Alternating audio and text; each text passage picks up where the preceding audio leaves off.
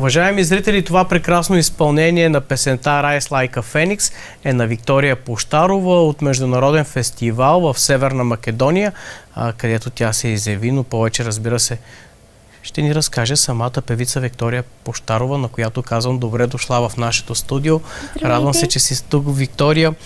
Поздравления за прекрасните изяви на сцена през времето, от което не сме се виждали от миналата година насам, но къде пряко, къде косвено следиме твоето развитие и съм изключително радостен, че си тук и още повече в началото на месец март. Такова хубаво време, след като в днешния ден е така в навечерието на, може би, един от най-важните български празници, 3 март, заедно с теб, с твоята усмивка, с твоя талант, да допринесем за приповдигането на настроението, надявам се, на нашите съграждани. Така че добре дошла, изключително се радвам, че си тук в студиото. Как си? Добре съм. Сега събираме малко сили. Да, на такъв етап.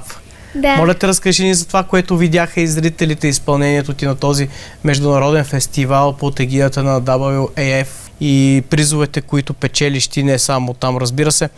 Да ни разкажеш малко как се развива твоята певческа кариера за времето, от което сме се виждали през миналата година. Всичко започна, когато президента на УАФ на този международен фестивал ни покани на конкурса. И тогава ние се съгласихме и участвахме с подкрепата на ППМГ Нанчо Попович и на община Шумен. Там бяхме посрещнати много топло, конкурсът беше страхотен и бяхме много щастливи. Първите дни имаше специални вечери, където имаше програми и всеки можеше да си покаже таланта. Като едната вечер даже ни заведоха с лимузина до самата зала с червен килим и ни направиха кратка фотосесия. Прекрасна организация, да можете да се почувствате наистина значими, а и максимално всички удобства за изпълнителите да бъдат на дневен ред, това, което разбирам от твоите думи. Ти вече толкова много изяви на сцена, толкова много награди и изпълнения, предполагам, притеснение няма в теб. Да. Но как се подготви конкретно за този международен фестивал в Северна Македония? Как подбра песента, която да изпълниш? И това ли беше единствената песен, която изпя, съобразно и вечерта, в която си показвала твоя талант? Да, това беше единствената песен в този конкурс, такава е организацията. Аз реших да участвам с тази песен, защото бяха спечелили Евровизия, доколкото си спомням с нея. И и понеже беше доста отдавна, пък тогава беше много популярна и реших се да я завърна. И затова я представих на сцената, защото наистина е много впечатляваща и така чувствителна. И сложна, предполагам. Аз съм лейк в това отношение, не съм много вежд в музиката и пеенето, но звучи като песен, която изисква сериозна подготовка, сериозен глас. Нещо, което ти вече като професионалист притежаваш. Продължава т.е. пеенето да е на дневен ред за теб и като основен приоритет, музиката да е част от твоя живот и от твоите мечти за бъдещо развитие. Да, в момента се стремим даже към като нов етап от моя живот, от кариерата ми. Вече започваме с авторски песни, като точно подписахме договор с мюзикатор и Профон. И сега вече сме подготвили няколко песни, които тепърва очакват да бъдат записани. Това е много сериозно начинание и крачка в твоето развитие. С каква амбиция? Как се реши? Изобщо екипа, който ти помага, всички те подкрепят, семейството, убеден съм, че е така. И това трудно ли е за теб? По-сериозна отговорност ли е? Какъв творчески процес изисква от теб да подготвяш авторски песни? По-голямата организация се случва от майка ми, от моето семейство, защото тя е така най-вътре в нещата. Тя измисля песните и след това за аранжименти, текстове и така нататък ги даваме на по-популярни български композитори.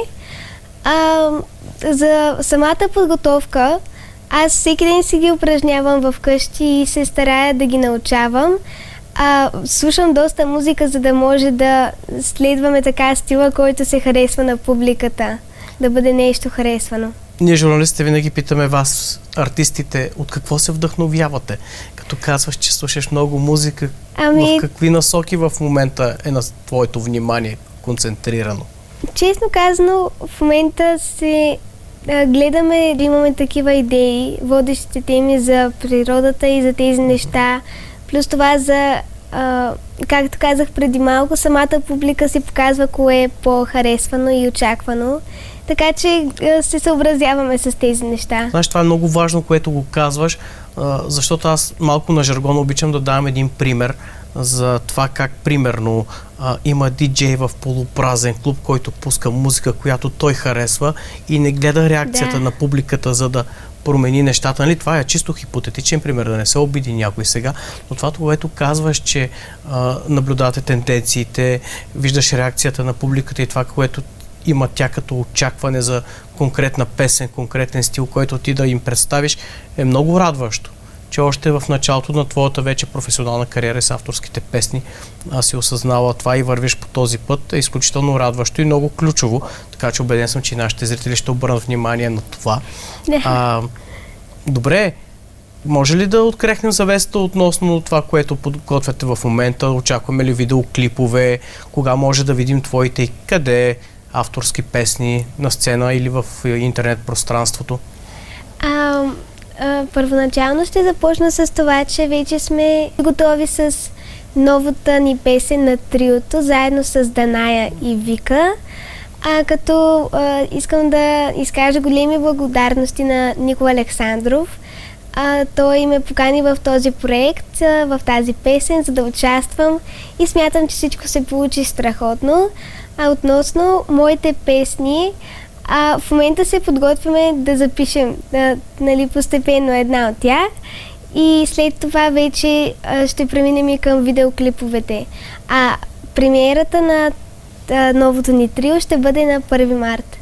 Добре, моля те, кажи ми как правиш разликата между това изявата на сцена, защото там също си пред светлините на прожекторите и камерите.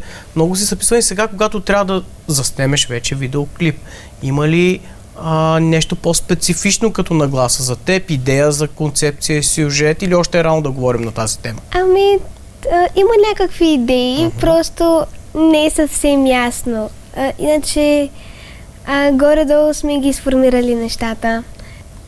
Добре. Какво предстои за теб през годината, като други сценични изяви, конкурси, фестивали? Продължаваш ли в тази насока да се развиваш? Да, разбира се. Като сега за този международен фестивал, който споменахме на ЛАВ, ще има още конкурс, на които мислим да участваме, но тази година повече ще увеличим броя на авторските песни. Стискам палци да се развиват добре нещата относно това и те моля, когато имаме готовност, с най-голямо удоволствие да направим и премиера или да представим някои от твоите авторски песни. Благодаря. И през ефира на нашата родна телевизия Шумен, така че разчитам, че ще можем да направим това заедно с теб. Иначе, каква е тайната? Да запазваш това високо ниво, да продължаваш да се развиваш, да звучиш по този прекрасен начин и да не губиш, надявам се, удоволствието от това, което правиш. Тайната всъщност не е тайна, защото всеки го знае, макар че истински начинът, по който се постига това, е работа. Много работа и усилия относно пеенето и песните упражнения, работа за самите конкурси и участия, така че просто трябва да вярвате в себе си и да се стараете да постигате това. Това е много добре казано и е абсолютен фундамент за всеки, който иска да се развива, да го прави по този начин. На шуменска сцена предвиждаш ли нещо да може да те видим и слушаме? Да, мислим да имаме концерти с Хасан и Ибрахим, въпреки че още не е много ясно, но задължително ще има участие, да. За миналата година спечели конкурса на читащите Добри Войников. Ако се налъжа, неговото заглавие беше Есени вечери или нещо такова. Сега точното име да не объркам организаторите, да не ми се разсърдят, но има и такива шуменски изяви, които печелиш. Моля те, Виктория, кажи ми, кое е по-лесно за теб, когато трябва да кажеш нещо важно и значимо или нещо, което ти е на сърце и на душа, да го кажеш чрез думи в разговор или да го изпееш през и авторските си песни, защото това сега, което каза, че залагаш на такива важни за обществото теми, като опазване на природа и други подобни, също е много ключово. Кой метод би предпочела? Честно казано, бих предпочела музиката и не само защото се занимавам в тази сфера, ами защото ако съм гледаш отстрани, когато се каже нещо и когато е в песен и човек може да го почувства повече, отколкото в разговор. Някак си вкарва повече мисъл. Да, и емоцията е друга, като възприемаме посланието и през музиката, и през текста на съответната песен. Определено е така. Ами, много ти благодаря за това, че сподели време с нас и за нашите зрители. Чухме изпълнението на Rise Like a Phoenix от Северна Македония и надявам се наистина всичко в процеса на работа относно авторските песни, видеоклиповете, които планирате да реализирате и да представите на публиката, ще върви безупречно. Разбира се, ще има много предизвикателства и препятствия, но съм убеден, че ти заедно, екипът и семейството ще ги преодолявате по подобаващ начин и наистина си запазвам правото пак да те поканя, да си поговориме, да споделиме емоции, впечатления от различни твои участия и песни, а и да ги показваме на нашата публика. Много ти благодаря още веднъж. Успех ти желая най-искрено и с нетърпение очакваме в бъдеще твоите песни. И аз благодаря. Благодаря много на Виктория Пощарова, която сподели от своето време, за да ни открехне малко от тайната относно подготовката на новите авторски песни и видеоклипове и да сподели впечатления от участията по конкурси и фестивали, където тя се представя по безупречен начин, както предполагам много от вас, уважаеми зрители, добре знаят. До нови срещи с Виктория,